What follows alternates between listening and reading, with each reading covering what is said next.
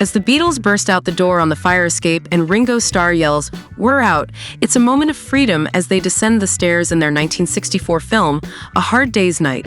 John Lennon, Paul McCartney, George Harrison, and Starr are celebrating the fact they are breaking out of a television studio and avoiding throngs of screaming fans as they frolic on a field. The song accompanying the romp is Can't Buy Me Love. The scene utilized a bit of movie magic, comprising 3 different locations. The fire escape was on the back of the legendary Hammersmith Odeon in London, and the band hurried onto a field at Gatwick Airport, while the scene was matched up with more footage filmed on the Thornbury Road playing fields. Lennon had to miss some filming as he was honored at a literary luncheon celebrating the success of his book in his own right. Director Richard Lester filled in for the missing Beatle. Let's look at the story behind Can't Buy Me Love by the Beatles. Paris. Before the Beatles took America by storm, they performed 18 shows at the Olympia Theatre in Paris. During their stay, an upright piano was moved into one of their suites at the George V Hotel, so songwriting could continue. I Want to Hold Your Hand had just reached #1 in America, and manager Brian Epstein set up a recording session at Emmy's Path Marconi Studios. In 1980, Lennon told author David Sheff, "That's Paul's completely. Maybe I had something to do with the chorus, but I don't know. I always considered it his song." German versions. Producer George Martin flew over for the occasion, and 4 takes of the song were captured.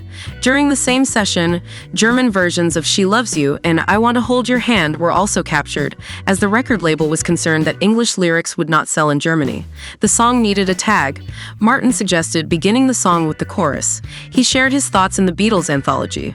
"I thought that we really needed a tag for the song's ending and a tag for the beginning, a kind of intro.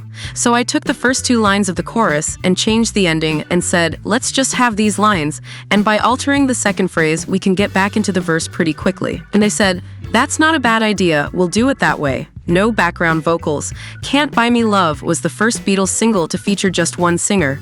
Harrison and Lennon sang background vocals in earlier takes, but by the 4th and final take, it was decided to scrap them.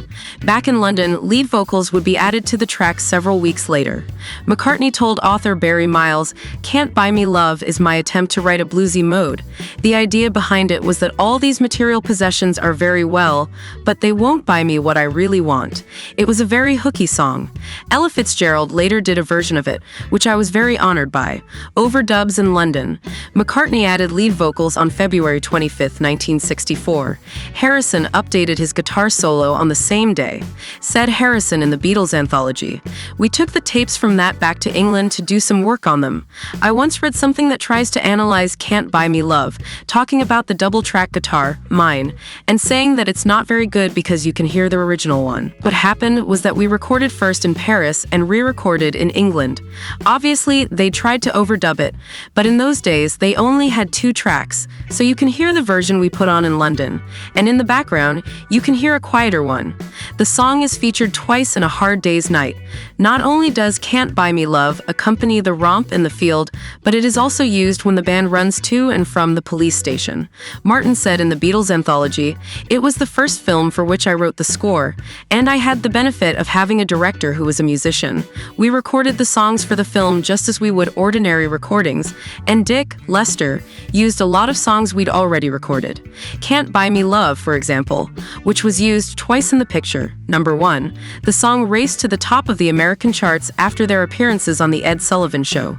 McCartney wrote in the lyrics, 1956 to the present, "The single did really well for us, getting to #1 in the UK and US at the same time. And then, funnily enough, it was knocked off the #1 spot in the UK by A World Without Love, a song I wrote for ex-girlfriend, Jane Asher's brother Peter."